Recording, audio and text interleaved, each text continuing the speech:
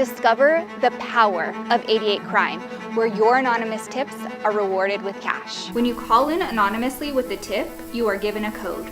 With the code and a password, you can walk into a bank and redeem your reward anonymously. If your anonymous tip results in a felony arrest, you can claim up to $2,500 cash reward.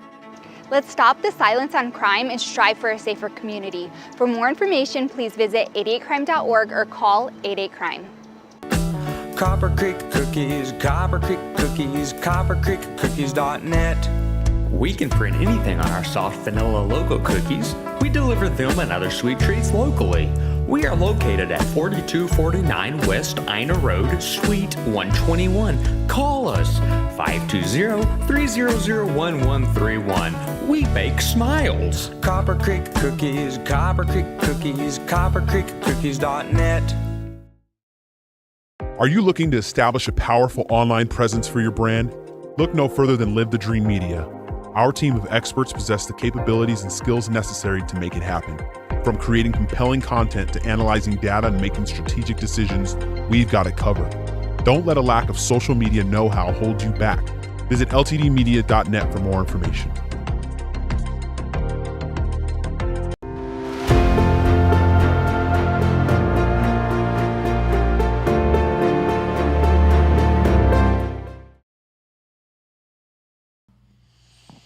Good morning, Marana.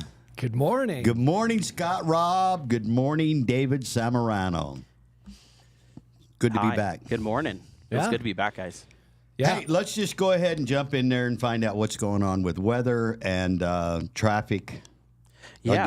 I'll give you a sneak preview. Lots of traffic, going to be hot. Yeah, so the traffic's looking pretty quiet. I know in the police and first responder world, the word quiet is frowned upon. Was that the same for you, Scott? Mm-hmm. Yeah, you don't want to say attract quiet. anything. So I don't work in that business anymore, so I really don't care And we're if thankful for anybody that. hears that. So if you're watching and you're with my former police department, I'm sorry, but I think it's a little quiet out on the traffic realm. So if anything happens, you guys can call me and let me know. Anyways, weather-wise, it's heating up, guys. We're looking at another excessive heat warning today with a high of 110 degrees. Yeah, so if you want to cook your eggs and stuff on the sidewalk, this is the time to do it. You no longer need a stove. If you are not from here and you're listening for the first time, welcome to this rough little patch of heat, right? We get a good 130 days of heat, and then it kind of tapers off and we have some fun. But all in all, it's a great place to be. Welcome Absolutely. to Marana. Welcome to local Marana. We got a cool show going on today. I'm going to send it back to the professionals here. What were we saying as we came in? What a great gig we got. We get paid to do this. Come on. Are you kidding me right now? Hey, I want Scott to talk about some stuff. Ooh, I like talking about stuff. We're getting ready to. We got some really cool things happening over here. Yes. And jump in here, Scott. Hey, Scott, the newest member of the team. I think officially now, are we maybe 90 days, something like that officially? Yeah. Does that sound right? We kind of estimated my hopping in Q2 to start as far as the business and growing the operation and expanding. And I don't think there's any coincidence that it perfect timing. ramped up right as you came on. I don't think that's a coincidence. I think that's a business thing, a God thing. I'll throw that in there just because I believe that's the way it is. No, I think so too. You know, when you talk about synergy and what's happening here with Live the Dream Media and where I was in my career and with a couple different entrepreneurial jobs and background in operations, that this was such a seamless integration right at the perfect time. Because it's like we are just hitting that growth phase and having some operations experience. It was my task early on to kind of peel back and start asking those questions. And we even did we did our own nice cinematography behind the scenes. We were talking a little bit about who we are and what we do. And that was one of my first challenges is I was peeling it back going, okay, what are we good at? We did a little, a traditional SWOT analysis and goes, where's our bread and butter? And really at the core of what we do, we're a digital advertising and marketing agency. And that's funny because what you see on most of our forward-facing stuff is the podcasts and the out in the community and a lot of these other things. And so we started to peel back our whole podcast and say, okay, this is what we're starting to sound better. We are upgrading our cameras and equipment every day. We're doing all of these great things. And we're coming in at a day and age where there is very low barrier of entry. You know, it's not easy, but it also doesn't cost $3 million to start your own broadcast. Or waiting 2 years for your permits to come through like some of the original broadcasters did 60, 70, 80 years ago. Yeah, so the other day we had that nice little brainstorming session, and I go very mathematical and borderline. Our whiteboards autistic. are full everywhere in the office.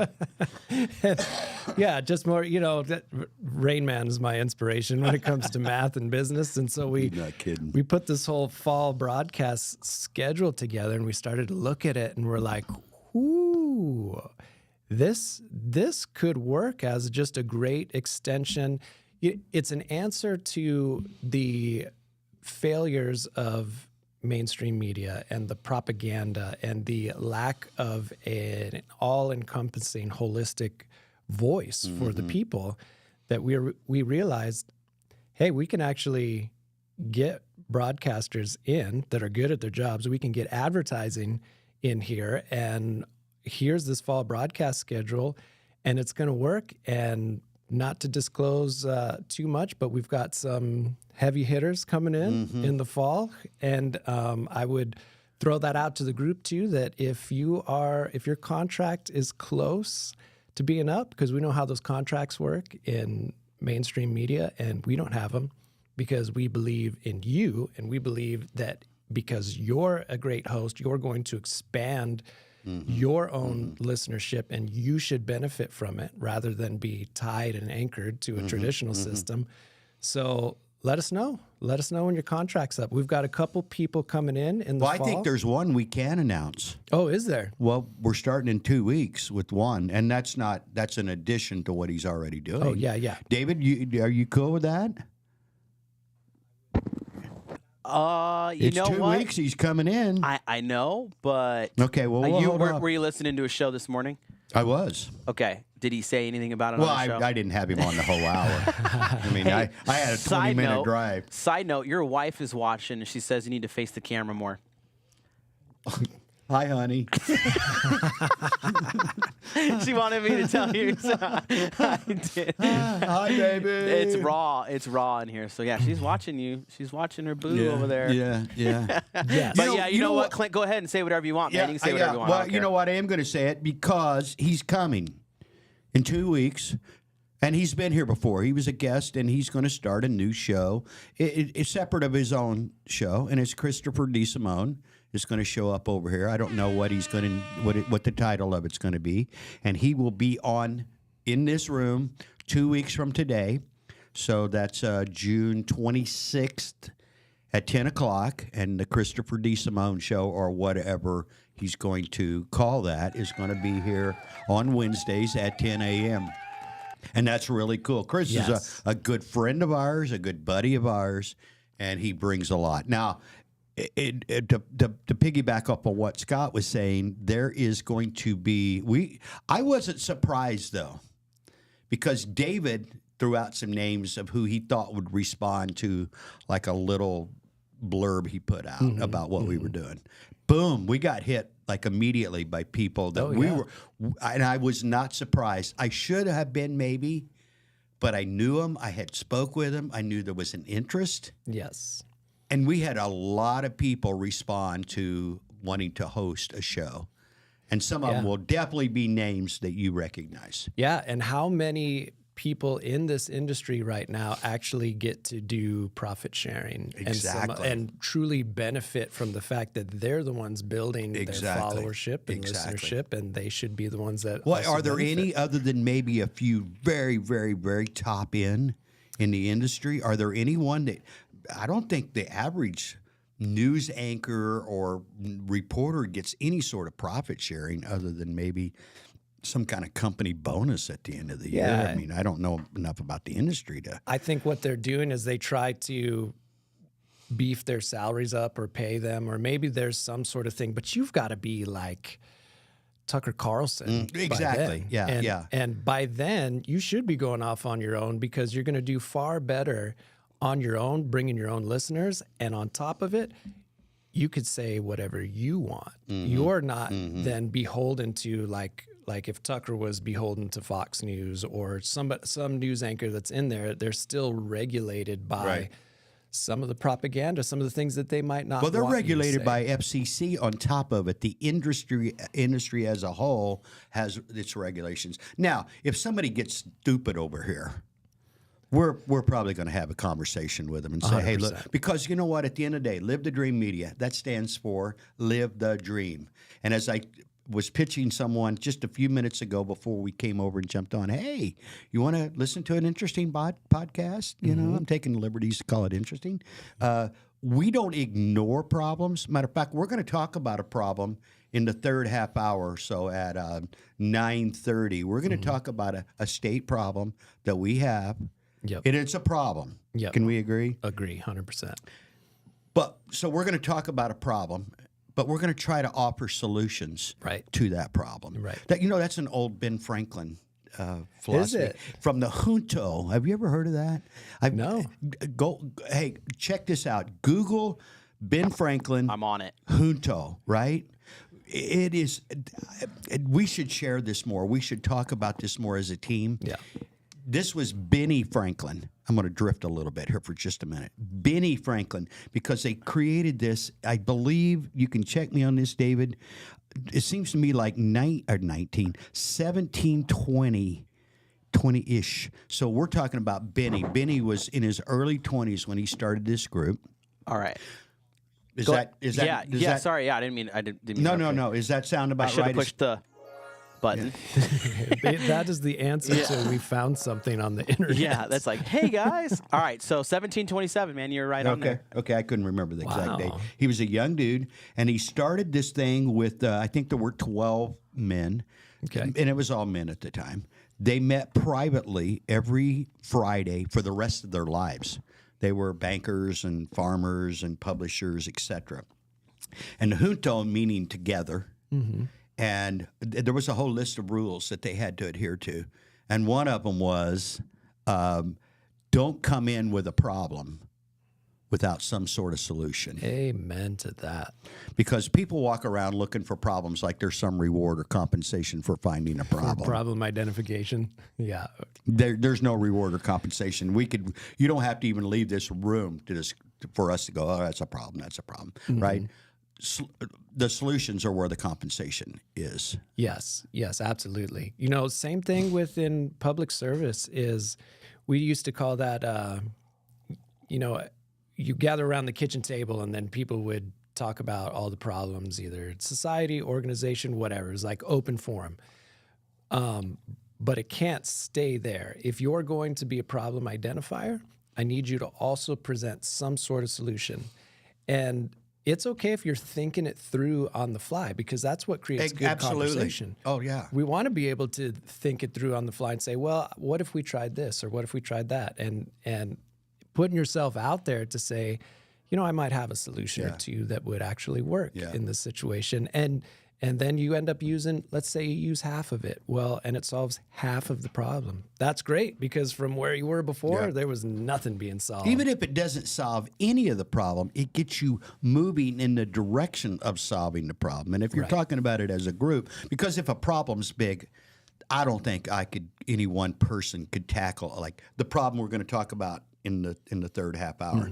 That's not. I don't think any one person holds the magic wand. And that goes wand over for multiple generations. Exactly. And it's ingrained and it needs to be I'm going to tease a little bit. Stick around because we're going to talk about education in Arizona in the third half hour. And I believe Arizona is number one in the country. And always has been. And always has been, So that in the 30 plus years I've been in Arizona, we've anywhere from 46 to 51st, and 51st being we count Washington D.C. as part of. So there's actually a rating in some formats of 51 positions, and we're always in the last 4, 5, 6 spots. We're going to have to peel back why that is. Yeah. Yeah. And I don't think you and I are going to come up with a solution, but I think we're going to come up with. I think we have the start. Yeah. Are the catalysts to start the solution. There's no easy answer, by the way, to problems that are this big. It's kind of like a lot of our problems that we have in our society right now. There's no one, even if there was a quick fix, a quick fix would almost be as catastrophic as the problem we have. I'll give you a good example. Our tax code. Okay. I think most people could agree our tax code is lopsided, bulky, out of control. When you got 8 feet of, and that's how tall the tax code is if we stack it up on the floor. You can't solve that with one clean. Let's just take out this middle section. You know why? Too many people make their living off the off taxes. So if you were to say, let's just go say we're going to do a flat tax. Well, you just wiped out 8 million jobs. Right. Is that a solution? Hey, Clint, to piggyback off the information about people who lose their jobs. So, per Statista, as of 2022, around 19.23 million people are working for state and local governments in the United States. Yeah. See, that's insane. That's a lot of working people. Give that number again, David. Yeah, it's 19.23 million. 20 million people, just round up, are working for state and local governments. Yeah, Scott and I were one of those. Well, yours is a little different, but mine, yes. Yeah, that's a... Yeah. It was the same thing. You know, if your salary is getting funded by taxpayer dollars, then you fall into You know, I actually thought it was higher than that. Well, that's state and local, so then you get into other stuff. Yeah, like you want me to look up federal? Yeah. You know what? I know it's bigger than that because more people. Go ahead. Are you David. ready? Yeah. All right. It says at the end of 2022, 1.9% of the United States workers were employed by the federal government. So you're looking at 2.87 million federal employees. How many? 2.87 million. So we're going to round up because that's 02. We 22 that we went up. So 23 million people. 23 million people work directly for state and local government and federal. And you know what? I'm going to venture out and say, and maybe there's no statistic for this, it's that many more are subcontractors for the federal government. Yeah. You could say that. And that's not, is that counting like educators at public schools and stuff like that? My data that I have does not suffice for that question. I bet it's couldn't be. Come on, Sorry, Claude. I gotta have to look in there. Let me look that up. I'll try to find that by the third segment. Yeah, because we gotta save something for the third half hour here. But we're gonna be coming up on ad breaks soon, so I probably won't even get it. But I want to go back real quick and pitch this pretty. Let Scott jump in here again. There's some pretty cool stuff in the pipeline for November. That's kind of what we're shooting for. We're busy with a lot of other stuff right now. Politics and right. Because sorry about all those signs you see on every corner because we're responsible for a lot of those. Yeah. Whoopsie. Well, you know, as advertising and marketing agencies, we of course specialize in digital, but we do everything from mailers to ad creation to billboards, script creation to directing, hosting. Exactly. I mean, we're coaching, and that's what it is. And that was the goal in the expansion is to truly be a one-stop shop for anybody trying to tell their story. Like that's the easiest way to put it. Is however you're trying to tell your story, we can get it out to the people. We can help you tell it. We can get those mailers out. We can get those signs out. We don't hammer into the ground and put the signs in. You know, that's pretty labor intensive. We have done that though. we have. David can vouch for that. Middle of the night with the posto driver. Yeah. We don't do that anymore. But no, we may volunteer to help a specific candidate that we're related to or something, but that is not a media service. And the fee goes up dramatically if we do that. We charge quite a bit for that. Yes, but I'm so excited because being a one-stop shop for all your digital advertising and marketing is fun. And what we wanted to then build on that is this independent media and this whole broadcast studio. Did you guys just hear something like a loud noise? I did. Somebody's knocking in the back door. Okay, let's figure out who this is, because that's what the heck. Yeah, go ahead. Go for it. So David's gonna check on that, and it looks like the camera is to the room shot. Yeah, which is so we can nice. just keep riffing. And Now, David taught me one time. He said, "That's how people get murdered, is by not having their doors locked." ours stay locked. So I appreciate that that he protected us from being stabbed. And as I'm looking out, There goes some more political signs. there you have it. So the room is a multi-purpose room.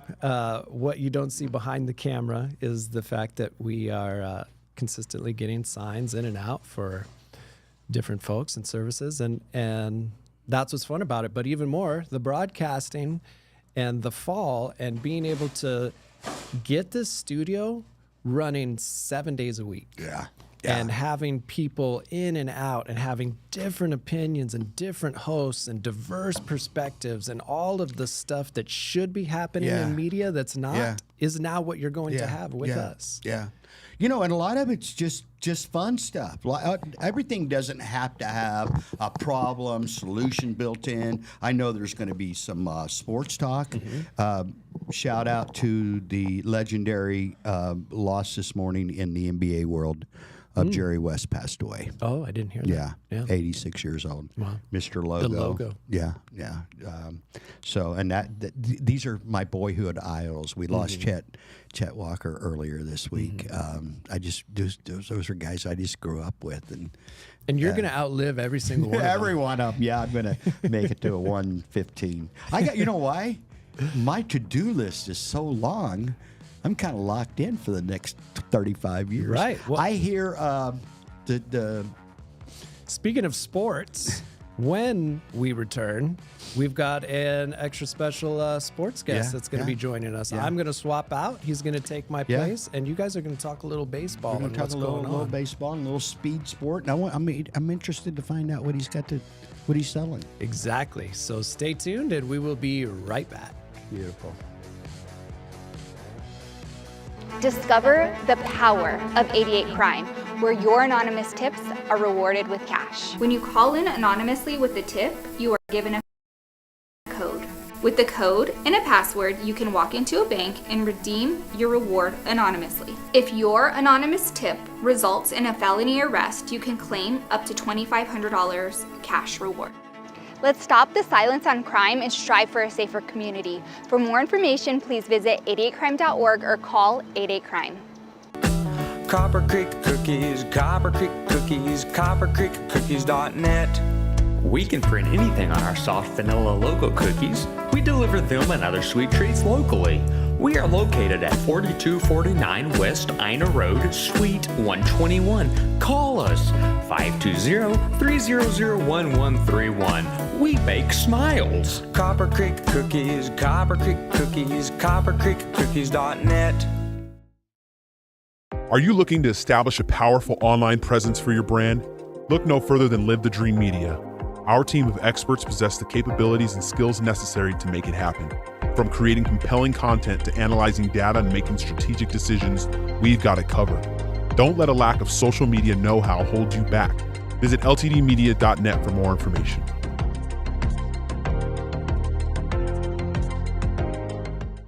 Hi, I'm Alan Murdoch. For the past 20 years, I've been buying, fixing, and selling properties right here in southern Arizona, and I want to buy your property. Whether it's a house, apartment, commercial building, or vacant land, regardless of the condition or the situation, I want to talk to you. When you sell to me, I pay cash and it's hassle-free. No repairs, no closing costs, and no commissions. If you have a property you don't want to deal with and you want a quick solution, call, text, or visit selltalon.com. Again, that's selltalon.com. Hi, I'm Melissa Zuppi, running for the Marana Town Council. As a resident of Marana, I've witnessed the positive growth that has created a strong community where people in all stages of life want to live. Unfortunately, with growth comes traffic.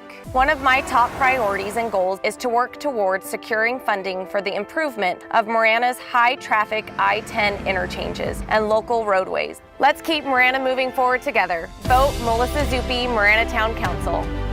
Hi, I'm Ed Honey, and I'm running for mayor of the town of Marana. I can assure you that if you have water now in the town of Marana, you will have it for the rest of your life. Water is not going to go away. Our water table in North Marana has gone from 300 feet down to 140 feet at the current status. Water will be here forever. Please support Melissa Zuppi, Roxanne Ziegler, and Ed Honey for Marana Town Council. Back. We are back. We are back. We just had a lot of ads running there. So we've got a guest in the studio this morning, and I don't know your last name, Nick. It is Thorne. Thorne. Thorne, yep. Well, that's easy. I got you now, Nick Thorne. Nice and easy. Nick Thorne with Legends Baseball is here with us today, and I'm pretty excited about this because I was heavily involved with travel baseball back in the day, kind of like in the infancy of travel baseball in Arizona. I don't know if you know Rick Peralt with Top Choice Baseball. Sounds familiar, yeah. Mm-hmm. I've known him for, matter of fact, we met at a ballpark. Okay. Shout out to my buddy Rick. I'll be calling you as soon as this show's over. I need to check on him. He had a little hip replacement a month or so ago. Yeah, we did this a lot. We were on the move, and it looks like you've got something similar and yet different. Is that fair enough to say? It is, yeah. So jump in here, Nick. So it's kind of in between rec ball and travel ball. Okay. Basically, what it is giving the kids the experience, the reps, but doing it in a fun way, taking out all the travel, all the costs for that. So yeah, that's kind of what we're doing. It's a little bit in between. Did you do any of that, or any of your kids do any of the travel stuff? So, you know what? I grew up out here. I played baseball at Mountain View. Didn't go to Marana. Went to Mountain View, and travel baseball wasn't a thing. You know, you're a little bit older. Yeah, so I'm 40. Yeah, okay, yeah, because it's like about 35-ish and under. Yep. So you missed that like by about 5 or 6 or 8 years. So it was interesting. I was talking to my college coach at Yavapai. Who's that? It was Sky Smeltzer. Okay, yeah. So he was out there for a long time. Yeah. So I was out there in 2001, 2002. Played there for 2 years. But he was talking about how that transition was happening just after like our class kind of left. Yep. So it was probably around like 05, 06, and what was happening was a lot of we were doing showcases. That was a big thing back then, right? So you'd have showcases. I went to one at like ASU. You'd have all the college coaches there. College coaches still knew high school coaches at that point. But then that transition started happening where the clubs started popping up and the travel baseball started showing up. So I met Rick in 03. I think he started officially in 2000. His kids were little. He started Corey, who's now a father himself. Okay, yeah. And he's got a little guy and who's going to be a ball player. And I remember at that time there were like 60 teams registered in Arizona as travel teams. Okay. There must be 2,000 of them today. And they've continued to grow over those years. So I don't know how many in that 20-year period of time. It's crazy. It's insane. And that's just in the state of Arizona. Yep. I mean, we're talking about it just saturated the market. Oh, yeah. We went up, David and I went up a month or so ago, maybe a couple months now, and we shot some video for Rick, and it was just insane to see this growth. It's everywhere. And, I love that you're coming up because it's expensive. I mean, we're talking bats that are $400 and $500. Oh, yeah. Yep. Gloves $200 and $300. New shoes on a regular. Not. There's no offense to that, by the way. Right, That's totally, just, yeah. That's just the equipment. And the expense of traveling and hotel rooms, but to be able to offer. So dig into what Legends Baseball does here. Yeah, so I'll go back to the beginning. So the reason I started it, I was, so I'm in Continental Ranch Little League. I'm coaching there. But yeah, I played for so long, went to Yavapai and then went out to a Division II out in Denver, Metro State. And when I moved to Tucson, we moved back in 2020. And my oldest was around 8 or 9, so we got him into Continental Ranch Little League. And I wanted to be that dad that just sat in the outfield and just watched, right? Like my time was done. I just wanted to enjoy it.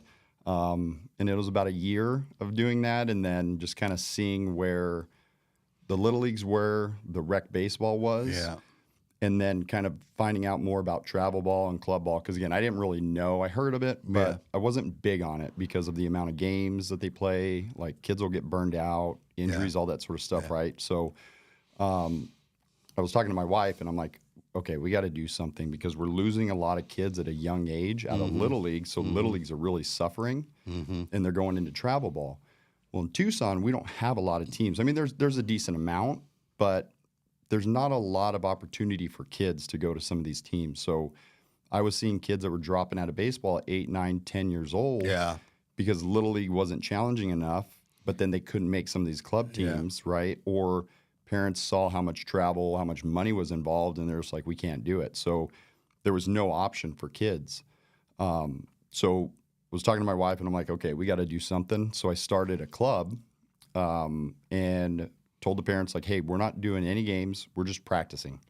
So for like 9 months, I did that. I started like 5 kids.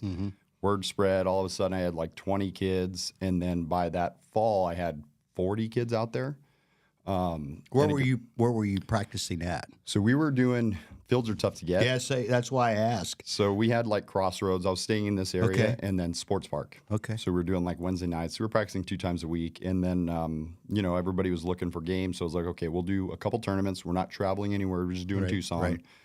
And so we did that. I had 2 teams, an 11U and a 12U, and we played 1 tournament a month for like 5 months. And they were teams from here in Tucson as well? Most were local teams, looking for the same thing you were looking for. Yep. And then what happened was, as I was playing these tournaments, the cost of the tournaments is crazy, and the kids only get like 2 or 3 at bats, maybe a game. We only play like 3 innings because it's so lopsided. We've had a lot of kids that should probably still be in rec that migrate to club or travel or select baseball. So you kind of like water that down. So you're either killing somebody or you're getting killed. Like, it's not fun baseball, right? And then you're done in like 3 or 4 innings. So, they boot you out and get the next team in. So it's like your kids aren't getting a lot of reps out there. They're getting 1 to 2, maybe 3 at bats if they're lucky. But as I was doing that, I had found, my wife was scrolling on Instagram. I'm not a social media person, or I wasn't before. And she found an ad from the main guy. So this is a franchise. And he was talking about speedball. So she sent it to me, and I'm like, this is awesome. This is what I wanted to do, right? It's just training. Kids are getting reps. They get a ton of at-bats, all that sort of stuff, and we don't have to travel anywhere. So we looked into it. I told her, I was like, we're going to do it. And she's like, are you sure? I was like, yeah, this is it. Like, this is what I want to do. So talked to the guy, and I don't know, 2 months later, we signed it. Deal was done. And when was this? In the fall. This was last year. I think it was around this time. Meanwhile, I'm busy because I do Continental Ranch Little League, so I had middle of All-Stars, right? We're starting All-Stars right now, too. So I had that all going on. Meanwhile, I just started a company, bought a franchise, never done that before, and I was like, what am I doing? So, we launched in, so we started marketing in like July, August, launched our fall season in February, had about 15 kids first, and then we started winter season after that. So from September to March is basically when we run. I try not to compete with Little League at all. I'm still a big Little League fan. I think it's the easiest way for kids to play the game at a cheap, affordable option. So, anyways, started in the fall, ran for 3 months or whatever, right to the holidays, took the holidays off, started my next season. I doubled. So I went from 15 kids to 30 kids. And then after that winter season, we lead right into Little League. I go back to Continental Ranch. Again, I'm the player And agent that over starts Little League, if I recall, and it's been so long. What, February? It's about February, March. Yeah, like the end of February is like when we start getting teams kind of squared away, and then practices start in March, and then that goes through. We just finished at the end of June, or at the end of May. I'm sorry. And now you're into All-Stars. Now we're into All-Stars, yeah. So we've been 2 weeks into practice. Because my kid did both. Mike, go ahead. You got something for me, David? Yes. So, Nick, Yep. I have this graphic here on the screen real quick. All right. So I saw this on Facebook the other day. If you look over here at our screen. Yep. So can you kind of run this down for us on is this kind of how it operates? Yeah, so that's so basically what speedball is if you take a team of 12 kids, so your normal team of 12 kids, right? So let's just say 12 to 15. And instead of playing another team of 12 to 15, you just split that team into thirds. So you got 4 versus 4 versus 4, 5 versus 5 versus 5. So there's nothing like this is stuff that we would do in practices and stuff back in the day. You're just scrimmaging with each other, right? So the way it works is you have one team that plays the outfield position. So we do 4 in the outfield, just because I'm in the 8 to 12 age range. Guy over there too. Perfect. So, but we're dealing with like 7 to 12-year-olds. So we do 4 in the outfield, and then one person at catcher position. And I'll explain that in here in a sec. And then the other team, it plays infield. So the 4 infield spots, and then 1 at the pitcher's mound. And then the other team bats. So they just rotate. So your outfield goes to infield goes to hitting, and then hitting goes to outfield. You play baseball. So it's still 3 outs. We do Little League rules, so it's 5-run limit per inning, right? And then there's some other rules and stuff too, but that's the concept of it.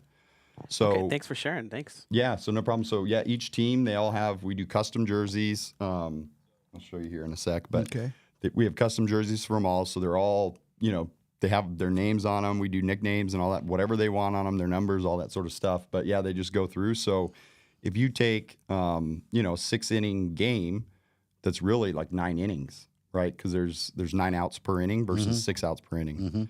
And yeah, the teams just work together. The team that scores the most still wins. There's nothing different with any of that.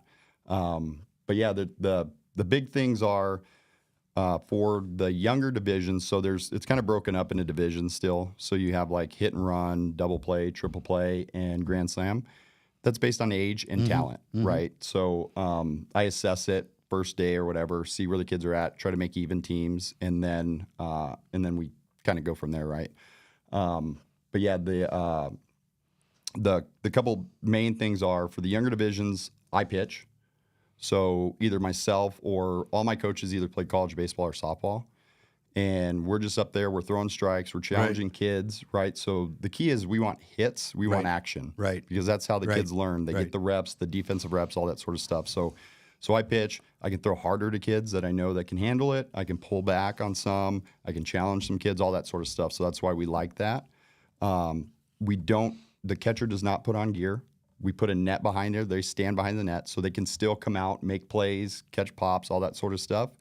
But we eliminate the getting on the gear, beating them up to getting the gear on. It's just all that stuff that takes time. You're right. So again, the concept of speedball is we want it to be quick. So it happens quick. Like kids run in, they run out because they want to hit. So they're just flying all over the place and there's no wasted time. And yeah, like some of the fun stuff that we do, like in between, so they all get walk-up songs. We try to give them the big league experience, right? So we have a DJ out there doing the announcing, doing funny stuff, playing music. Music's kind of going throughout, like at a lower level, and then when their walk-up songs come up. So it's like 15 seconds we do. Kids dance, they do whatever they want. They got 15 seconds to do it, but they better be ready, right? Meanwhile, we have all our coaches are spread out. So I'm at the pitcher's mound. I'm kind of taking the infield. Somebody's at third base. Somebody's at first base, talking to both the hitters or the runners and the fielders, showing them all that sort of stuff. I have a coach kind of in the outfield back there too, and we're just talking through everything that just happened, coaching everything, right? We talk about like cutoffs. So ball goes out here, mainly right now at this level, we just want them to be in the right spots. So second base, ball goes on your side, you follow it, shortstop, you cover. So you're just kind of shifting, right? So we get to explain it because it just happened and maybe they didn't do it. But then what happens is the next pitch happens again, and then they just do it. Right, so they know what to do, and now it's locked in. So, yeah, that's kind of the main parts of it. There's some other rules too, like if they get a double play, then they score 2 runs for the defensive team. So you can score runs on defense too. So it keeps them engaged. Yeah. Right. So that's the concept of the game. Now there's other things outside of that, like we have tokens that we give out because we do a 30-minute practice. I only do it 1 day a week. It's just based on field availability and all that sort of stuff, and try not to compete with other things. I want kids to play other sports. So we've kind of landed on Sundays right now, but it's 2 hours every Sunday for 9 or 10 weeks. And yeah, we give them tokens we do 30 minutes of practice before. So, and it's just small group stations, each like 4 to 5 kids with 1 coach. And we're working on something infield, outfield, throwing or hitting or whatever. And then we just cycle through for 30 minutes, really quick, keeps their attention. And then we get into the game for about an hour and a half. And yeah, we give out tokens for, if they're hustling, doing things, whatever. And then they get to cash them in at the store. We have a little tent set up. We got candy, cards, all kinds of stuff that they love. That's very cool. So that is very cool.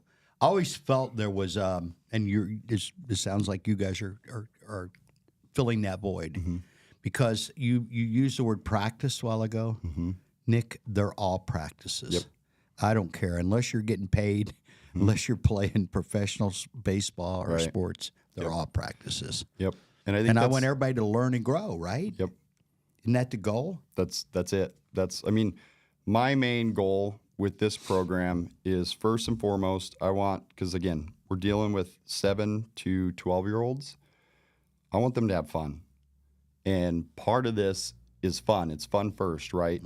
But they're also learning, and we're teaching it in a college style. So when you're in college, there's limitations as to how long you can practice, all that sort of stuff. So all your work is done individually. Outfielders are in small groups. You're with 3 to 4 players and 1 coach. That's it. That's all you can do. And so we do everything individually, and it's all just reps over and over. Basic stuff like footwork, hitting off a tee, all this sort of stuff, right? So that's what I'm trying to bring down to the younger levels of like the stuff that we're doing is the stuff that they're going to continue to do if they continue to play. Exactly. And it's stuff that they got to get good at, right? It's like I've got to do it so much that I just can't make a mistake. So, but how long has speedball been around as far as an organization? Yeah, good question. So the main guy, David Klein, he goes by Captain Fun. You've probably seen him. He wears all the gear. He's really big on like Instagram and TikTok, all over that stuff.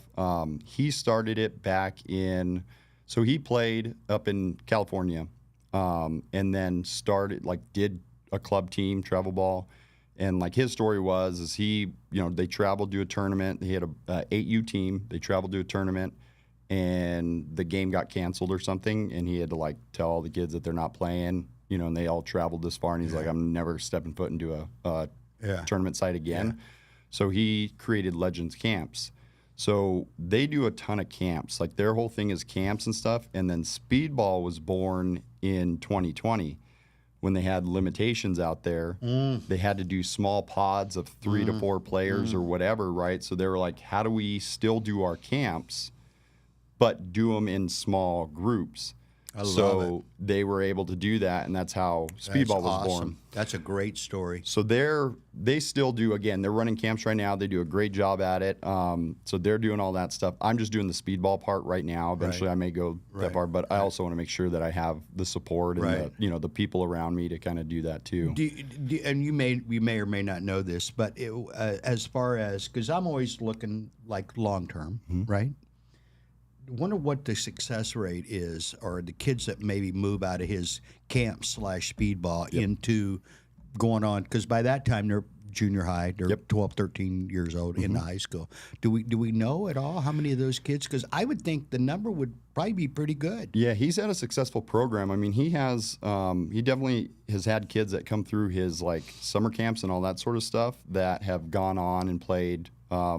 They went through college, and I think there's a couple pro guys out there. We're gonna dig into that a little bit more. And when you come back, I'd like for you to maybe have some of that, because to me, you've said a couple of keywords here. You're getting your reps. To me, that's super important. Yep. I think honestly, based on what you're sharing with me, I think you've bridged that gap. And that was the goal. And that's really exciting to me. Yep. Because that's the goal there. When my kid he's 31, so you can start doing the math. And he was doing both. And then it became, well, we're going to do travel ball because his skill set was there. And, and we have I have no reservations about having done that. Yep.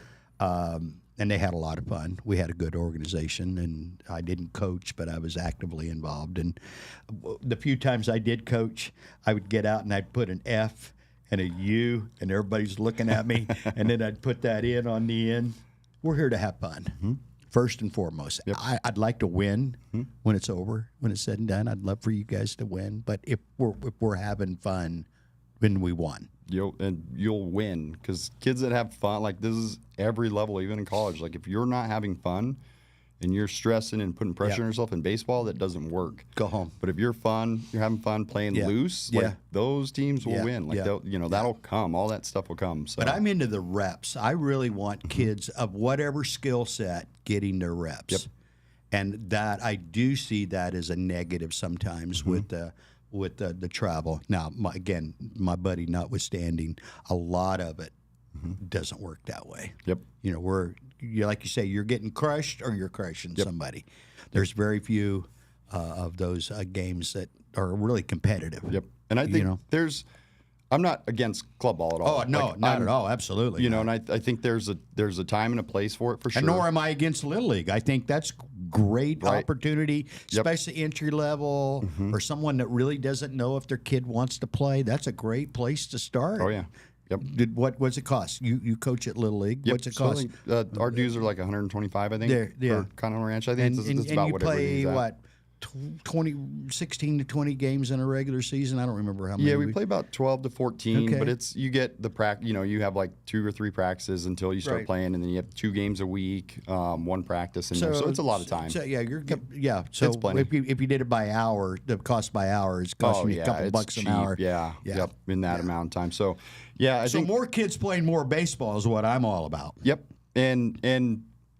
And the big thing is like with club and stuff, like, you know, a lot of teams get caught up in playing all the time, right? Going to each tournament, all that sort of stuff. And that's sometimes some of these tournaments don't have rules around like pitching and all that sort of stuff. So that's where you're really going to see some injuries and some burnout and all that stuff. And I think there's a fine balance, right? Like I didn't play a ton of I mean, I played a lot of baseball. I didn't play near as much as these kids are playing today.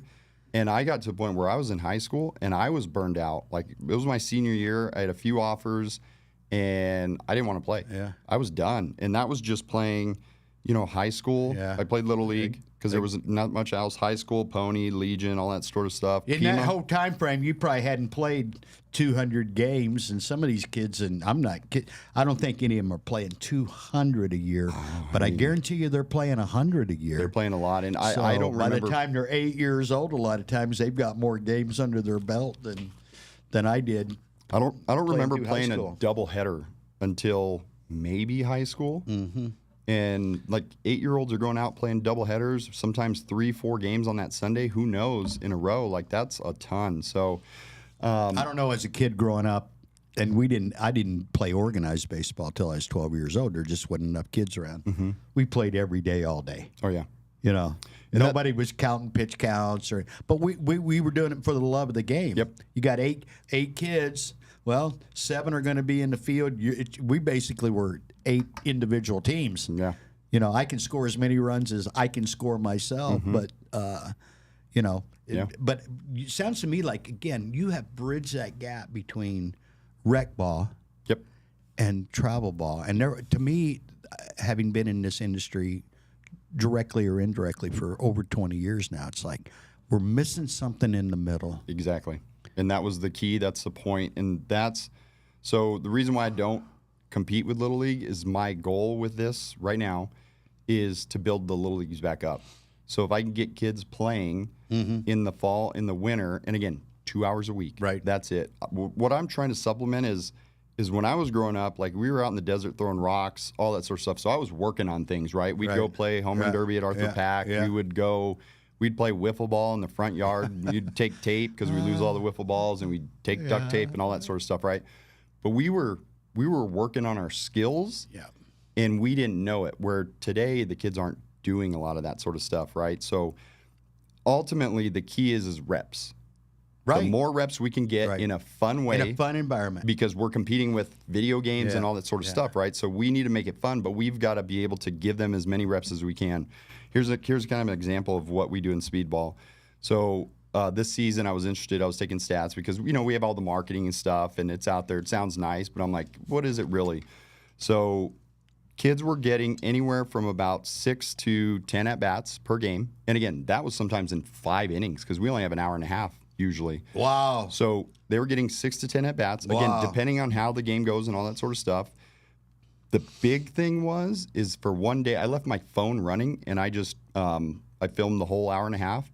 There was 90 balls in play. Wow. Balls in play. So that gives the opportunity for base running, for plays, for double play, all that sort of stuff. You wouldn't see that in a week. It's 5 times what you see in a Little League season. So speedball is an accurate description of what's actually taking place. I think so. And again, it's that amount of reps that they get just in that 2-hour span, right? Like just in that 2 hours, that's more than they're going to see in probably a month. I guarantee you there are times, and again, a kid wouldn't get 10 at-bats in a weekend traveling to Las Vegas and his parents spending, $500 to make that happen. Totally. And I hate to admit it, but I've seen people that were borrowing that $500 to go. Yeah, it's I used crazy. to take a van full of them, and did your mom and dad send you with any money? And for the love of the game. And you know what? Part of what you're saying here is exciting to me because I think we are losing kids to play because it used to be when I was a kid growing up, man, everybody played, whether you were good or not. You just played because it was the thing you did during Little League season. Right. There was no fall ball then. I'm that old, but everybody played because that was what we did. Well, that's not true anymore. Yeah. I don't know. I know the people actually that started your Little League. Oh yeah. I've actually interviewed them, Patty Cumberford and I can't think of her name right now. That makes me sad. It's funny because when I was growing up, Continental Ranch didn't exist. It was what's her name, David? Sue Flair. Yeah. They actually That is correct. They actually created that. Shout out to Patty and Sue. They created that out of the trunk of their car and put all that on their credit cards. Oh, that's awesome though. Like that's 30. cool I think it was 30 years now. Is that right? Because we just did a celebration for that a couple last year. Yeah, I was I went through. So I grew up way out in Marana. I played Marana Little League for like a season, and then I came into town to go to school and stuff. And then I think at that point we moved, and then I was Thornydale Little League, so my parents were involved. So that's kind of where I grew up. But yeah, Continental Ranch didn't exist. I remember in high school I came out. I think it was Sunflower that kind of started up. Like I was doing, I was working for Russet, and I was either doing air conditioning or like pest control for another company, and I was out here doing all these houses, and I'm like, there was nothing out here, you know. And then gone for 20 years in Denver. I come back, and there's stuff all over. Yeah. So Gene and Darlene, and they ended up getting married, were the heads of District 5 and 12. And I remember them. They kind of were a couple, and then they became officially a couple. They got married. This is cool, Nick. I think what you're doing has got a lot of. I think there's a lot of opportunity here. Oh yeah, Hey, for Clint. growth. Fun. Yes. Hey, so regarding the decrease in,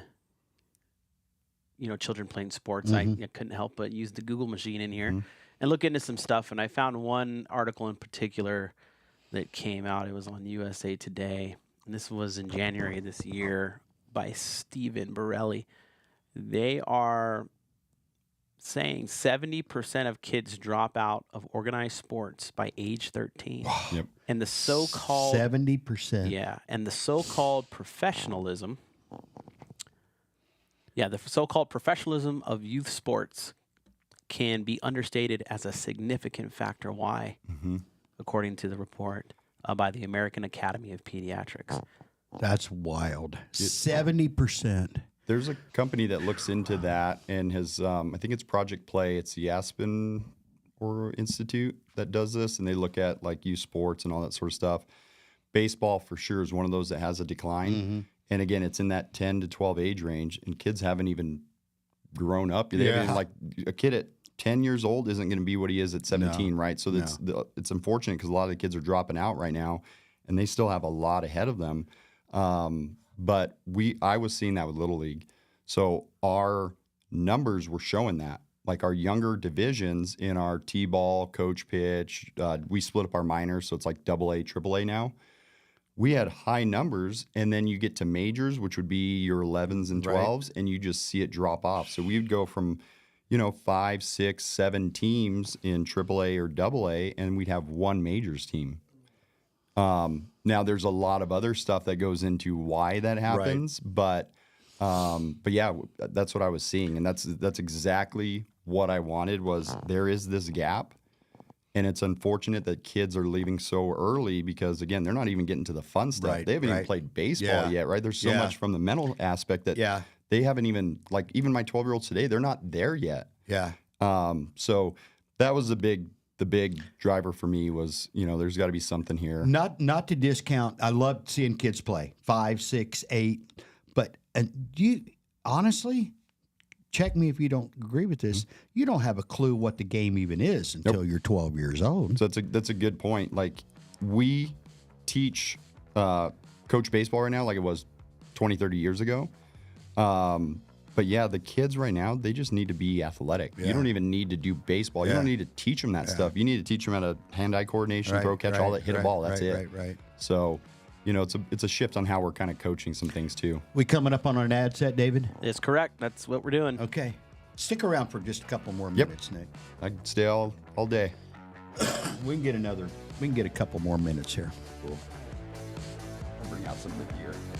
Hi, I'm Alan Murdoch. For the past 20 years, I've been buying, fixing, and selling properties right here in Southern Arizona. And I want to buy your property. Whether it's a house, apartment, commercial building, or vacant land, regardless of the condition or the situation, I want to talk to you. When you sell to me, I pay cash and it's hassle-free. No repairs, no closing costs, and no commissions. If you have a property you don't want to deal with and you want a quick solution, call, text, or visit selltoallen.com. Again, that's selltoallen.com.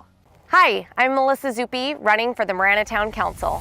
As a resident of Marana, I've witnessed the positive growth that has created a strong community where people in all stages of life want to live. Unfortunately, with growth comes traffic.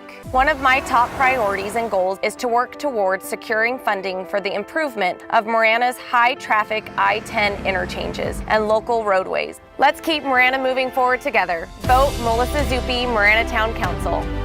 Hi, I'm Ed Honey, and I'm running for mayor of the town of Marana. I can assure you that if you have water now in the town of Marana, you will have it for the rest of your life. Water is not going to go away. Our water table in North Marana has gone from 300 feet down to 140 feet at the current status. Water will be here forever. Please support Melissa Zuppi, Roxanne Ziegler, and Ed Honey for Marana Town Council. I'm Edgar Soto, and I'm running for Pima County Supervisor District 3.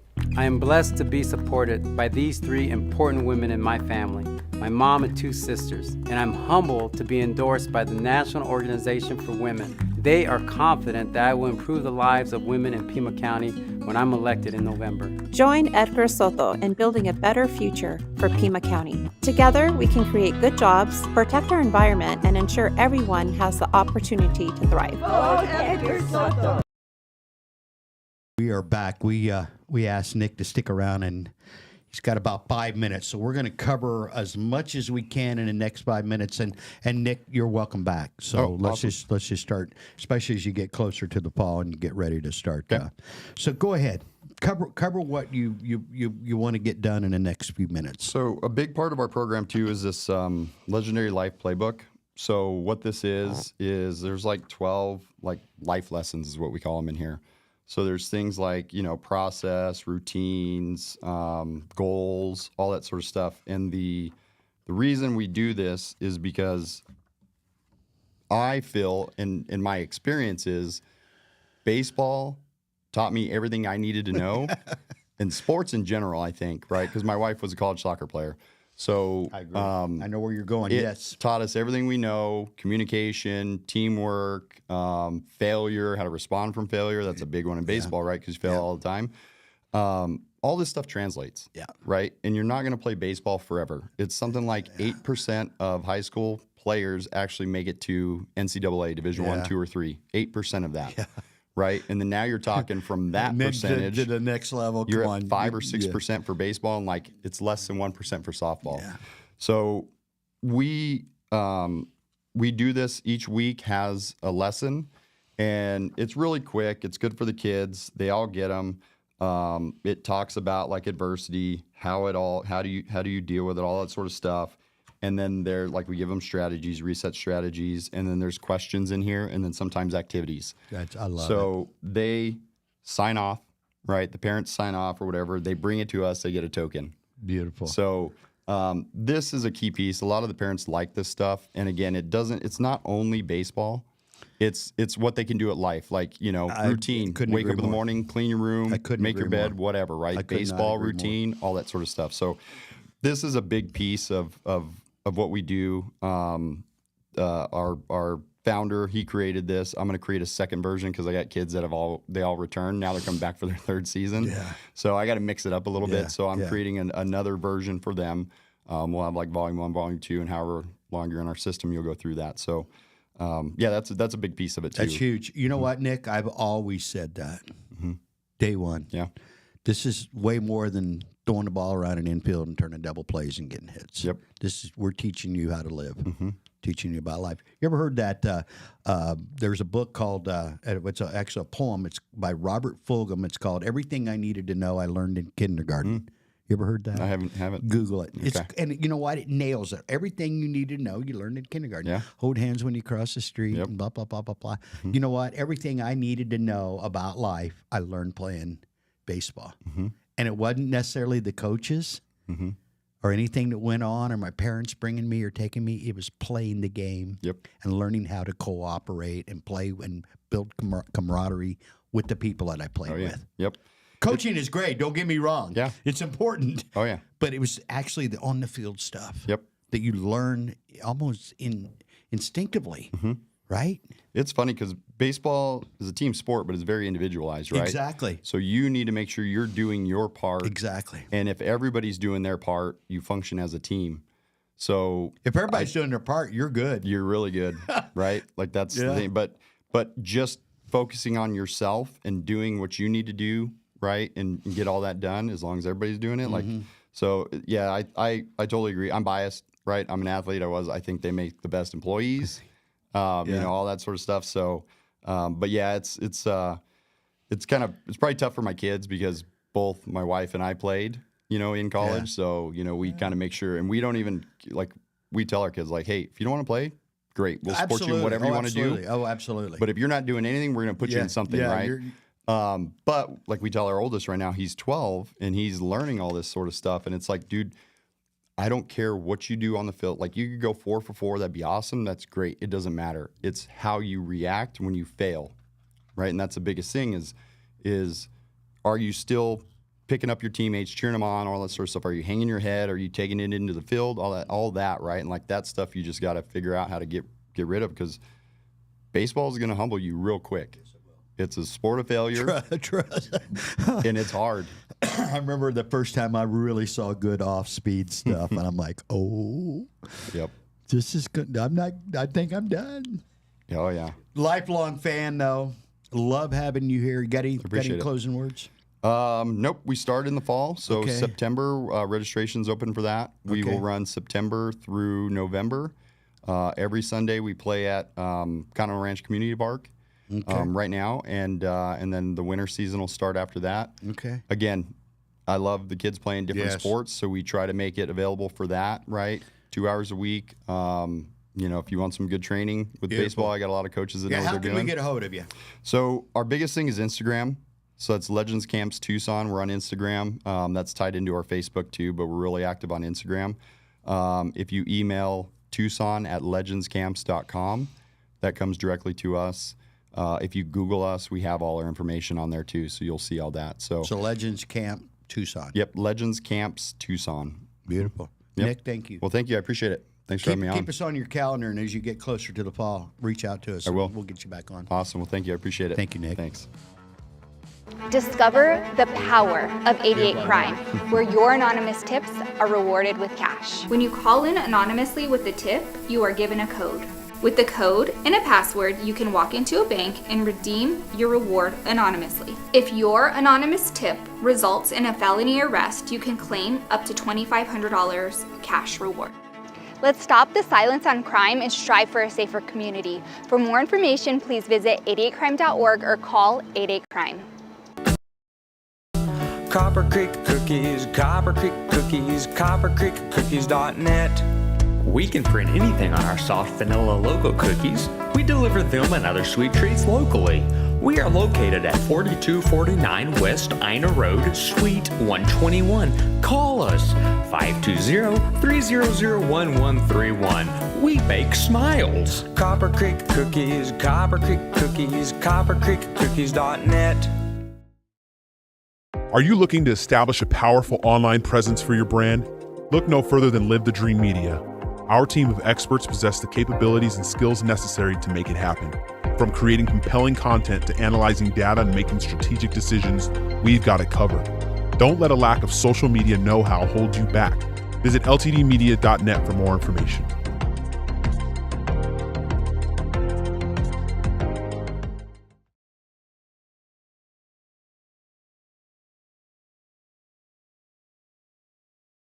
Hi, I'm Alan Murdoch. For the past 20 years, I've been buying, fixing, and selling properties right here in Southern Arizona. And I want to buy your property. Whether it's a house, apartment, commercial building, or vacant land, regardless of the condition or the situation, I want to talk to you. When you sell to me, I pay cash and it's hassle-free. No repairs, no closing costs, and no commissions. If you have a property you don't want to deal with and you want a quick solution, call, text, or visit selltalon.com. Again, that's selltalon.com. Hi, I'm Melissa Zuppi, running for the Marana Town Council. As a resident of Marana, I've witnessed the positive growth that has created a strong community where people in all stages of life want to live. Unfortunately, with growth comes traffic. One of my top priorities and goals is to work towards securing funding for the improvement of Marana's high-traffic I-10 interchanges and local roadways. Let's keep Marana moving forward together. Vote Melissa Zuppi, Marana Town Council. Hi, I'm Ed Honey, and I'm running for mayor of the town of Marana. I can assure you that if you have water now in the town of Marana, you will have it for the rest of your life. Water is not going to go away. Our water table in North Marana has gone from 300 feet down to 140 feet at the current status. Water will be here forever. Please support Melissa Zuppi, Roxanne Ziegler, and Ed Honey for Marana Town Council. All right, you're in. Okay, we are back, and great segment with Nick. Left us some swag. Yep. Got the green Legends baseball on. We got, Got a little, that's tight right there. I got a nice gray one here. That is nice. Snapback. Yeah, it's got the sticker on it still, which that makes you cool, right? Yeah, I think it is. If you leave it on. Is that got the sticker on? That's what all the kids are doing. Well, you know what? I'm going to leave it on because I want to be one of the cool kids. Yes, you already are, but I mean, well, I want to show people just in case there's any doubt. Yeah, that must be one of the cool kids. He's got his sticker still on his hat. You know, that was a good. That was segment. awesome. I appreciate what he's doing and kind of replicating that whole sandlot style, like playing with your friends. Because baseball isn't one of those sports. Like it's not like basketball. You can't just grab a ball and there's a court right there in the middle school and you just start shooting it and you can learn some. Like you need friends that also know baseball and that are willing to play. And so when you're doing like 4-on-4 as kids, and then you're like, okay, you have to pull the ball. It's got to be to the right side a second. And you're finding little games to play that keeps them engaged because you need – baseball isn't one of those games where you're just going to naturally fall in love with it, in my opinion, because it's a little slower. Like it's not crazy action the whole time. Like you've got to understand the nuances. And if you never get a chance to play because you're not doing – professional club, and those kids wash out, just like he was saying, right before 12. Like, Ah, man, 11 and 12. I remember those are my favorite times as a little leaguer. Yeah, absolutely. Because you're starting to figure out the game. You're starting to figure out stats. Your team is doing all the little things and working together. You know why 11, 12, 13, 14 is my favorite time? I was the best player in the league. Yeah. 15, 16, Clint 17, Pete. 18. Look 'em up. Look 'em up. Yeah. Oh, just some crazy stuff because I love the game so much. I was that kid that knocked a hole in my parents' garage. I had my strike zone, throwing the ball. The pitch back wore those things out. Right. And then I've told you this before. My parents, when we were 10 years old, built us a full-size Little League field in our backyard. Yeah, that's right. You were saying that. How cool is that? Short. My brother reminded me, short left field. I'm a right-hander. Short left field porch. I mean... Oh, so that's why you were better than everybody? Yeah, it didn't take much to get it in here. My brother, a left-hander, on the other hand, right field went on forever. Pop flies went out. So how did you get home field advantage on your own field where you're actually related to the other ones? Imagine that. Yeah, it was a little pop fly. They put up a kind of a tall fence there, but it didn't stop me. But. You know, my daughter was one of the casualties of that growing professional travel ball, like the whole thing during middle school, because she was a great athlete, but she traveled a lot because she was moving with her mom from Denver to Chicago. And then when she came back from Phoenix, like she integrated well into basketball, but she really wanted to do softball. Mm-hmm. And so she went and tried out for the softball team in middle school, did great, but she wasn't affiliated with any club team. Mm-hmm. She wasn't integrated into it. And so they're just like, we got to make some cuts. We're going to cut you. And that was a lost opportunity because she was really interested in softball at that time and migrating from basketball to softball, and there really wasn't anything that she could do about that. And, you know, she's in that younger group that there was, like, I think that's why Nick is on to something here with this speedball thing, because give it a little time. We're losing kids, like, at a crazy pace. Mm-hmm. And being a huge fan of the game of baseball, I don't like that at all. Yeah, no. I mean, I think we'll be okay. I don't think baseball's dying. Well, not on a global scale, but in the U.S. In the U.S., it's definitely take a beating. Okay, let's transition. That was a great segment, and we really appreciate it. But there's something that came out, and this has been ongoing for quite a while. It's been ongoing like forever. What part are you talking about? The lies about it, or the misinformation? Just all of it. And I'm talking about education in Arizona. Okay. Matter of fact, I would put it probably the most important thing that we do. To me, it's the biggest problem we have.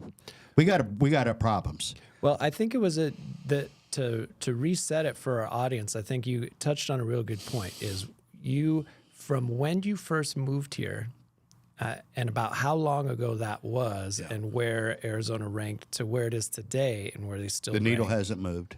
Yeah. Now, so and I've got 36 years, so we're talking about a couple of generations now. So how, in 36 years, has the state not been able to improve needle the hasn't education moved. system? We're 46th, 49th, 51st, depending on who you listen to. And the new culprit is the ESA. That's what they're blaming it on. That's what they're blaming this on. For a long time, it was charter schools. And charter schools are roughly 36 years old in Arizona. You can check me on any of these dates. I'm willing to, but roughly that's how long they've been here. I don't remember. So what is ESA? Anyway? Well, ESA is the Empowerment Scholarship account. I think that's exact. You're right on that. Is that right? Empowerment Scholarship A. Yeah, account. And what it is, and now I'm hearing different numbers. I thought it was 7. A recent article out of the Phoenix area now says it's 9,000 plus. I'm going to bring that up for you. And I think it varies depending on certain factors. Okay. What it is every child in the state of Arizona has this account that their parents can use or guardians can use for education. Regardless of if they're like public school, yeah, or private school. Well, no. So if you send your kid to the local public school, that's off the table. Okay. But Okay. if you don't, so if you if you send your homeschool 'em- kid to charter schools, which are technically public schools, that's off the table. Okay. But if you homeschool your kid, if you have your kid in a private school of any kind, that you have access to that. And I know quite a few people that I have turned them on to ESA that homeschool. And that's state dollars. That's state dollars. That go to supplementing a child's education if they're not in the public in school public system. schools / charter schools, which Okay. again, charter schools and public schools are both public. Now, there's a difference in the charter schools and public schools, and let me really touch on this briefly. Public schools, public schools get full funding, and I just saw a number. It's like 14,000, but that doesn't represent the capital and building and all that. So there's additional monies. So they account for 14,000 per child that goes to public school. And real Okay. quick, I was in the a charter school at one point, so I kind of have a little. I got just enough knowledge to be dangerous, but I know kind of how it plays out. Got it. You've heard this 100-day program. I'm sure you've heard it with your kids. Yeah, 100 days. That's the official counting day. There's 181 to 184 days in the public school calendar. Okay. And again, I'm going to say it for the last time. Charter schools are public schools, but they operate under a little different. So your public school gets the 14,000 plus additional money to build, maintain, etc. Because you put your kid there. Charter schools don't get that additional funding. Okay. Okay. So, but we're going to use 14,000 as the number. Yeah. Although a typical public school, the public school that sits down in your neighborhood, if the regular public school is actually getting a little more than that because it's baked in. Yeah. Okay. And that's one of the big problems I have with a lot of this stuff that I'm hearing and reading. Nobody's even taking the time to explain it. They're just glossing over and throwing all these numbers in here. Right. But we're going to start digging. And when Chris DeSimone, we shouted him out at the beginning. He's the one that kind of recently started talking to me about stuff, and he goes deeper, because I'm not going to quote any schools, although I heard them say this myself. I'm not going to quote any schools. I think here's the reason why we have a big problem. One of the reasons. They hadn't checked the reading proficiency since 2002. Oof. We're right now in 2024. So we had, and I think they realized it about 2022. So we had a 20-year gap that one of the larger school districts in the state of Arizona hadn't done a reading proficiency. And I'm like, well, what are you doing over there? And then they went on to say, again, heard them with my own ears. We're talking about educators and board members were in this, and I heard them with my own ears. Okay. No third-party stuff here. Well, teaching reading is hard. Yeah. Stop it. Well, and for the kids, it's one of those things that you actually have to dive into. So, as an example, it can be uncomfortable for a kid that doesn't know how to read or is a little behind the group, right? But that doesn't mean you don't do it. That means you work with them extra because they have to get there. You got to be able to learn how to read. You got to be able to present in some form in these classrooms. That's right. Okay, And Scott, you gain confidence. let me ask you something then. Who's responsible for that? Well, ultimately, the parents are Boom. responsible. So before anybody thinks that I'm going off on some rant about the state or about the public education system or about any of this, this starts at home. And I'm telling you, parents, if you have children from birth to 18 right now, we'll leave it at at that. Well, we won't even dig into the college stuff right now. That's another animal for another day. It's your responsibility to hold yourself, your children, and the school systems, whatever you're choosing. It's your responsibility. Mm-hmm. It's really not mine. I'm a taxpayer. Right. Gladly pay the taxes. People say, well, Clint, you no longer have kids in school. Why do you care? I'm like, are you kidding me right now? No, I'm serious. Are you kidding me right now? Who's going to take care of me when I get older? I want great road builders and doctors and accountants. I don't care where you work. I want you to be the best version of you. And the only way we get that is with education. Fair enough? Yeah. Stop it with this. So when I read these articles, now we're blaming for a long time, and we're still blaming charter schools, by the way. I have the article up for you. Okay. But we're also blaming now the ESA. You know what? Jump in here, David. All right.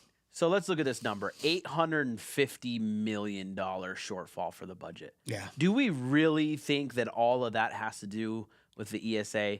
First off, that would be mathematically impossible, correct? To be involved in that number? Well, I think it is, and I'll tell you why. I think this is a math problem, David. Can I say this out loud? So... And I love how this article writes it here, because I have friends that are using this ESA program, and they are not wealthy.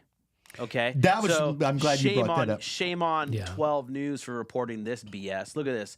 Republican legislative leaders want to protect a wealthy family's ability to obtain. You don't need any money from your pocket to grab that ESA. Yeah. Correct, Clint? That is correct. So this goes back, guys. Right? Perfect example of your media working for the government right here. Protect a wealthy family's. Come on. And then they gloss over the numbers, and it even talks in there about how the numbers are there, but there's more to it. Well, how about somebody just doing a deep dive on this? Yeah. Well, we're all adults. We can read kind of a balance sheet, or we should be able to, right? Well, so let's reset it for a second. So what they're claiming essentially is because you get 14,000. Because the schools get 14,000 per kid to take them to public school. Yeah. What we're saying is that if parents are finding alternative means other than public school to educate their kids, whether it be homeschool, private school, whatever, they don't like the education system, and they're not only is then the school not getting 14,000, right, but somebody has to pay that 7,000. And so I'm assuming that 7,000 ESA money comes from the government somewhere. It comes from the state budget. I'm saying, look at your ledger, because to me, you're saving $5,000 for every child, if it's 7 or 9, whatever that number is. The difference between public and the ESA is the savings in my number. Yeah, right? because I'm a math guy. Come on, people, can't we do basic is not math? Spending 14,000 to put them in the schools. Because they're spending 7. That's why I said the 100-day thing. I'm passionate about this, because I want kids to get the best education possible for selfish reasons. I'm kind of glossing that. Come on, gents. So according to this article, they do, kind of change their statement a little later. It says, from wealthy to poor, all families are eligible for vouchers. But the thing that's in here is it amounts to about $430 million of new expenses to the state budget this year alone, according to both an independent analysis and calculations using a formula from the Nonpartisan Joint Legislative Budget Committee. Let's look at what this is real quick. So what that is you can divide $850 million of a shortfall by 7,000 per kid on ESA funds. Yeah, stop it. None of you can do math. No, the 100-day program, back to that real quick. That's how we determine each school's budget. The first 100 days is your average. For example, I'm just going to use an extreme case here. We take the first 100-day average of school, and they drive home. Actually, technically, in the state of Arizona, and I assume this is in a lot of states, by the way, but technically at 100 days, if no one came to school after the 100th day, the school's going to still get the monies throughout the whole school year for that money. That's like your average. If they drop out afterwards. If everybody dropped out, the school would still get their checks. Okay. $14,000 per every student up to that 100 days. Okay. Right? Yeah. So to me, it's a simple math problem. Yes, the ESAs went way past what they expected. Originally, It's because people are dissatisfied. they're dissatisfied with the public education system that I know for a fact hasn't changed in nearly 40 years. Yeah, well, according to some parts of this article, there Ooh. was over $1 million of public money spent buying Lego sets for these in-home. You know what? I know that. I don't know the number, but David, you and I I remember. No, we actually, you know what though? This is a special needs child that we know for a fact, and their parents did buy Legos as part of the 7 in a homeschool environment. The parents can use this money however they wish, and part of that money was spent on Legos because their special need child, they felt needed that. You can learn how to build stuff. And you know what? Follow directions. Yeah, I actually have no problem with that. All right, Jen. So I'm going to chime in. So in this article, it says ESA supporters falsely claim vouchers save the state money. So I'm going to read this for you.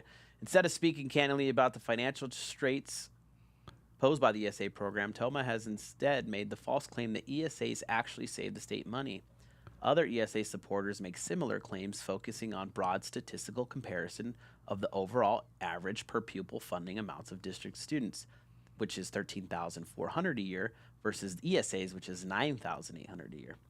The comparison does not reflect actual year-to-year expenditures by the state for the purpose of public education.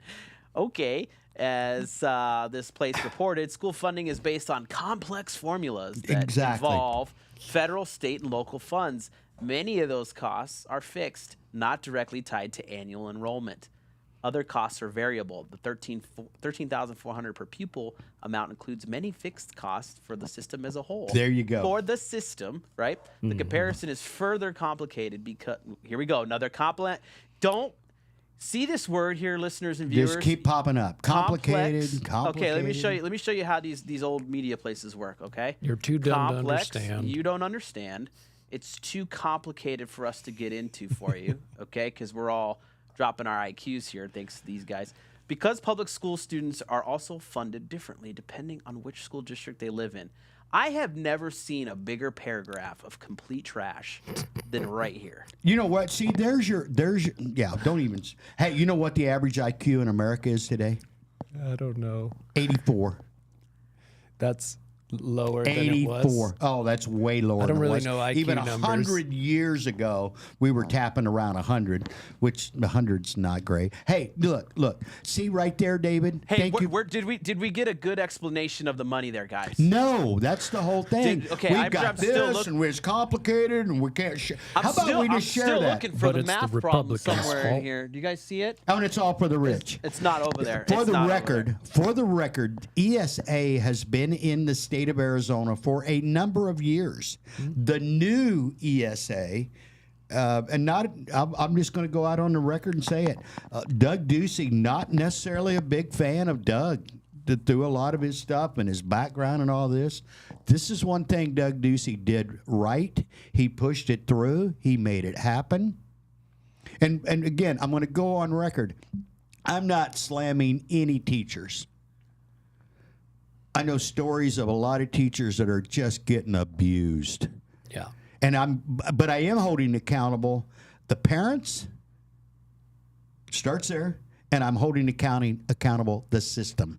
They can't even come up with an explanation of why we're spending it. Look, people, here's the deal. $13,000 for public schools, which is a lower number than I had originally knew. 9,000 for ESAs, which is a higher number than it's been promoted as throughout this whole time. And my information, as far as those numbers, has to come from state. They're providing the information. So I don't know how we jump from 7 to 9. But to me, that's still a difference. It's complicated. It's complicated. But that's still a difference of $4,000 for every student. And everybody knows basic math. If you subtract, we're going to round these off for simple math. If you subtract 9 from 13, you end up with 4. You know what we need? We need a complex solution. We need a public administrator to come on here and have a good chat with us as like, okay, so if we're saying that this is too complicated for us to understand, there's got to be some sort of administrator that can sit down with us and can help clarify it so that we're not left beholden to this article that just says, well, it's kind of the rich's fault, but we're going to throw in that it's for everybody at the end, but it's $850 million, so the math doesn't line up, but it's fixed expenses. It's buildings and lots of administrative overhead. You know how many, and this might have changed, this number might have went up. Do you know how many school districts there are in Pima County? Mm-mm. You know, David? You want to guess? How many districts there are in Pima County? And there 35. Might be, how many? 35. Actually, that's a pretty good guess. Mm-hmm. It's 28, and it might have gone up. Those numbers were old. We've got 28 or more school districts in Pima County. We've got like 300 in the state. Wow. Think about that. No, that makes sense because we're a widespread state. But for me, I'm looking at this going, okay, 1 million people. Yeah, it's a pretty large geographical area. But how about Northeast, Southwest? We pay whatever. And they're all making good coin, and that's fine. They're educating our kids to 46 the teachers plates. aren't making too much. The administrators teachers aren't making jack. We've got all these. We're top heavy. Programs are doing fine. They're doing fine. How about we do this? A lot of these school district leaders are making $250,000. Okay, let's raise them to 5. Your job just got way more difficult. But I don't need 28 different heads and assistant heads and heads to heads and heads and I don't need. The more rules you create, the more administrators you need to enforce the rules. I want teachers, and we know teachers. I won't name names. David, you know this person. You know the husband for sure, and you know the wife. She's a teacher. They spend all their time, according to her, teaching to Ames. And she teaches, and she's teaching like second grade. Grant money. And making sure everybody knows just enough to pass the system. Mm-hmm. Here's a proven fact. Here's a fact. Look it up, David. Do you know that valedictorians and salvatorians actually are never really go on to accomplish anything? Really? Why is that? Because they know how to follow rules and take tests. Gotcha. But the independent thinkers. Do you mean they don't accomplish like entrepreneurial stuff? No. Because I mean, I mean that makes sense. But like, if you're I just mean entrepreneurial, academia, great stuff. Go on and make legendary stuff. They don't. They just fall into. Running a book somewhere, writing articles that talk about how complicated things are, and you wouldn't be able to understand them, so we're not going to write about them. Can you guys believe that? I'm just like, and I went to the end of the article, and there still was no numbers because it was too complex. So. Yeah. But hey, we're getting close to the end here, guys, and I want to cover. To fail. Yeah, I want to cover something real quick. I'm not against public schools. Not at all. Not at all. Absolutely. What I am against is this kind of information that we see here. It's propaganda. Is just, if you're a listener and a viewer, you have to take personal responsibility and read and learn for yourself again, right? Because this is just. David, we have dumbed ourselves down to the point at 84 average IQ. Yeah. What do you guys got? We got a couple minutes left. Well, that was pretty depressing. Yeah. So like we said, we don't want to just be problem identifiers. Yeah. Okay. So what's our solution, Scott? Potential solutions. We're in the solution zone because we are solutionaries. They're kind of like revolutionaries, but they're solution-based. I love it. I love it. Tag that one right now, buddy. So a couple of solutions is you've got to get business-minded people into the structure of the full operation because honestly, you have administrators that are running all of these organizations, but you need good business-minded people to come in and look at the overhead, look at the line items, look at where you can slash, where you can cut, where you can reconstitute funds. Because hey, I'm going to jump in here real quick. Yes. You're right, except I don't want large corporations doing that, and I'll tell you why. The reason we have this is we're forcing people to work at government-sponsored large corporations on purpose. That's part of the whole thing. I need independent-minded business owners, 100%. small business owners digging into this and holding people accountable. That's a fact. And where you would like to see that is somebody that runs for the school district that is a private business owner, that is used to running businesses, that is used to, like our friend said the other day, you have to eat what you kill. Yeah. You know, somebody that's used to having to run lean and mean and figure stuff out and make the most of what they have. Because for a lot of administrators that have never had to do that in their life, and free money just shows up whenever you budget for it or whenever you ask and you get more, get somebody in there that's business minded, whether it's independent contract them or put them on the school board. And when you put them on the school board, they're going to have to fight with the unions because the unions are going to push back on all the things they said. But you say, hang on a second. We're refining how this business is going to operate. We're not saying we want to take money from teachers. Like, we want to support the teachers. They are the lifeblood. Want teachers to have more money, don't you? Exactly. So the way you do that is you run your operation more smoothly and efficiently with better administrative overhead. So there is a potential solution from the solutionaries. How about we do this? And I know we're running out of time. Parents and teachers, you got to be on the same team. Parents and teachers. You got to work together, because in a perfect world, I want teachers to be compensated like you would in any other profession that's killing it. I want teachers minimum wage $75,000. How about that? Yeah, right. You're going to attract a lot better qualified people. The people that are there are going to feel like are going to stay. You're not losing people because, hey, gosh, I'm only making $40,000 and I've been here for 20 years. I want the best we can. The best way to do that is incentivize them. Parents, you got to hold them accountable. All that other crap will go away if we do the basics right. I want teachers. You know how many teachers I hear talk about taking money out of their pocket to subsidize things they need in their classroom? Oh, yeah. That's a crime. So not only the teachers, but then you said like that $14,000 per student, but there's still, I get asked, like my son just graduated high school, but every single time it was an extra, I'd say a couple thousand a year in different fees and things just to do the normal programs, not to even do any extracurriculars. So you're still having to pay on top, and the teachers are having to pay. So get a business-oriented mind in there to start going, what would I do with this money? And Parents, start trimming the fat. Teachers, we're here to help you. We're here to support you. We love you guys. We want everybody to get a great education. Yes. Hey, thanks for listening. Hey, you know what? We welcome your feedback, our pushback.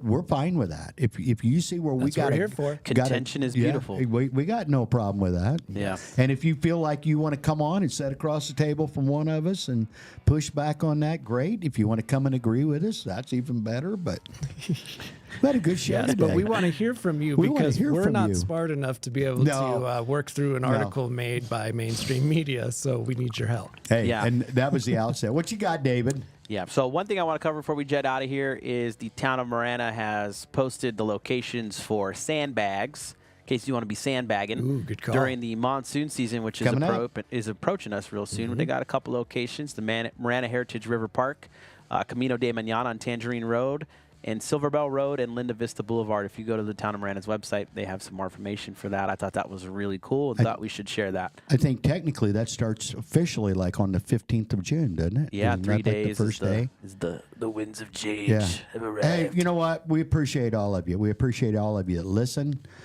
We appreciate all of you that watch. We appreciate all the folks that have chimed in here on the chat.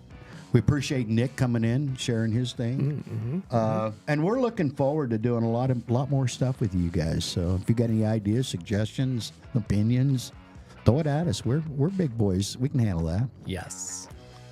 We'll see you again soon. Have a great day.